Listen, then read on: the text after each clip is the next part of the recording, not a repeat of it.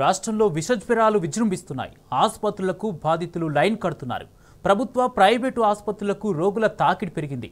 రోగులతో ఆసుపత్రులు కిటకిటలాడుతున్నాయి. వ్యాధులు ప్రబలకుండా ముందస్తు చర్యలు చేపట్టడంలో వైద్య ఆరోగ్య శాఖ అధికారులు విఫలమయ్యారు. మరోవైపు రాష్ట్రంలో హెల్త్ ఎమర్జెన్సీ ప్రకటించాలని BRS working president KTR demand చేశారు. ఇదే అంశంపై మా ప్రతినిధి వంశీ లైవ్ ద్వారా మరింత సమాచారం అందిస్తారు. వంశీ, రాష్ట్ర వ్యాప్తంగా కూడా విషజ్వరాలు ప్రబలుతున్నాయి. ఈ నేపథ్యంలో రాష్ట్ర ప్రజల పరిస్థితి ఏంటి? పూర్తి అప్డేట్స్ ఏంటి?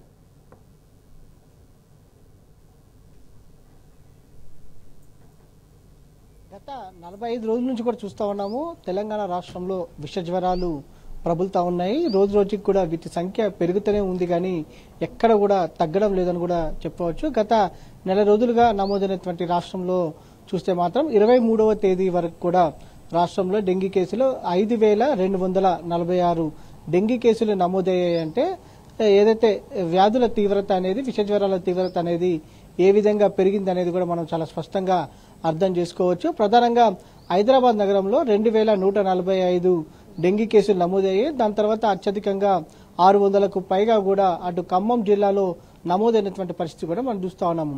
కేవలం డెంగీనే కాకుండా అటు మలేరియా కావచ్చు, టైఫాయిడ్ కావచ్చు, చికెన్ గున్యా, దీంతో పాటుగా ఫ్లూస్ కు సంబంధించినటువంటి వ్యాధుల సంఖ్య కూడా గణనీయంగా పెరుగుతున్నటువంటి పరిస్థితి కూడా మనకు కనపడతా ఉంది. దాంతో పాటుగా ప్రధానంగా ఆసుపత్రులకు వచ్చేటువంటి వారికి సంబంధించి కూడా వైబ్రెస్ ఏదైతే ప్రధానంగా చూస్తే మాత్రం ఊపిరితిత్తుల సమస్యతో కూడా క్రోనికల్ ఏదైతే పల్మనాలజీ ప్రాబ్లమ్స్ తోటి కూడా అత్యధికంగా అటు ఏదైతే ప్రభుత్వ ఆసుపత్రులకు వస్తున్నటువంటి పరిస్థితి కూడా మనకు కనపడతా ఉంది.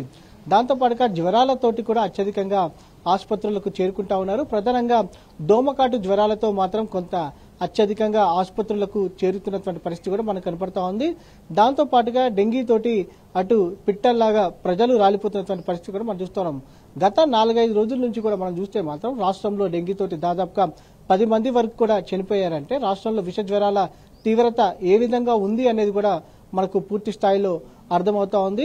అటు మందుల కొరత కూడా మనకు స్పష్టంగా ఆసుపత్రుల్లో కనిపిస్తా ఉంది. మందులు లేకపోవడంతో కూడా ప్రజలు తీవ్ర ఇబ్బందులు పడుతున్నటువంటి పరిస్థితి మనం చూస్తూ ఉన్నాము. కొంత డెంగీ అవుట్ బ్రేక్ మాత్రం మనకు హైదరాబాద్ నగరంలో కొంత అత్యధికంగా కనిపిస్తా ఉంది. ప్రధానంగా దోమకాటుతోటి పారిశుధ్య సమస్య అనేది కొంత హైదరాబాద్ ఎక్కువగా ఉన్నటువంటి నేపథ్యంలో కొంత దోమకాటు జ్వరాలు అనేది కొంత అత్యధికంగా పెరుగుతున్నటువంటి పరిస్థితి మనం చూస్తున్నాం. ప్రధానంగా నాల వెంబడి ఉన్నటువంటి ప్రజలు ఎవరైతే ఉంటారో ఆ ప్రాంతానికి చెందినటువంటి ప్రజలు మాత్రం కొంత అత్యధికంగా ఆసుపత్రులకు వస్తా ఉన్నారు. దాంతో పాటుగా వేల కొద్ది శాంపిల్స్ కూడా ఏదైతే విషజ్వరాలకు సంబంధించి వేల కొద్ది శాంపిల్స్ కూడా అటు ల్యాబ్ లో ఉన్నటువంటి పరిస్థితి కూడా మనకు కనిపిస్తా ఉంది.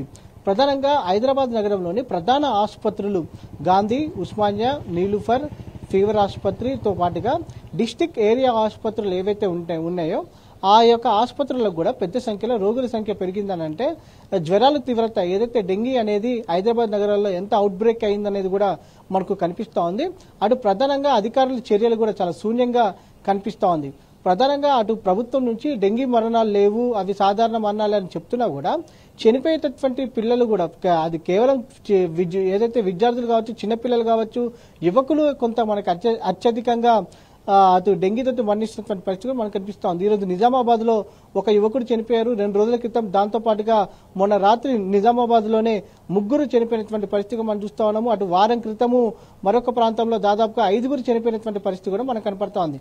కానీ రాష్ట్ర ప్రభుత్వం నుంచి ఇప్పటి వరకు కూడా ఎలాంటి చర్యలు లేకపోవడం, పైగా ఈ యొక్క మరణాలను కప్పిపుచ్చే ప్రయత్నం కూడా చేస్తా ఉన్నారు. ప్రజలకు సంబంధించి అవేర్నెస్ క్యాంప్స్ అనేవి పెట్టాలి. దాంతో పాటుగా ఎక్కడ అవుట్ బ్రేక్ అవుతుందో, ఇవి ఏవైతే విషజ్వరాలు అనేది ఎక్కడ అవుట్ బ్రేక్ అవుతుందో ఆయా ప్రాంతాల్లో పరిశీలించి దాంతో పాటుగా అక్కడ మెడికల్ క్యాంప్స్ ఏర్పాటు చేయాల్సిన అవసరం ఉంటుంది. ఇప్పటి వరకు కూడా ఆ చర్యలు తీసుకున్నటువంటి దాఖలాలు కూడా మనకు ఎక్కడ కూడా కనిపిస్తలేవు. మొత్తం మీద రాష్ట్ర వ్యాప్తంగా కూడా విషజ్వరాల తీవ్రత అనేది గణనీయంగా పెరిగినటువంటి పరిస్థితి కూడా మనకు కనపడతా ఉంది. ఇప్పటికే BRS party working president KTR కూడా అటు ట్వీట్ చేయడం జరిగింది. రాష్ట్రంలో హెల్త్ ఎమర్జెన్సీ విధించి సత్వరమే ప్రజలకు వైద్య సేవలు అందే విధంగా చర్యలు తీసుకోవాలని కూడా డిమాండ్ చేసినటువంటి పరిస్థితి మనకు కనపడతా ఉంది. Right, thank you Vamsi.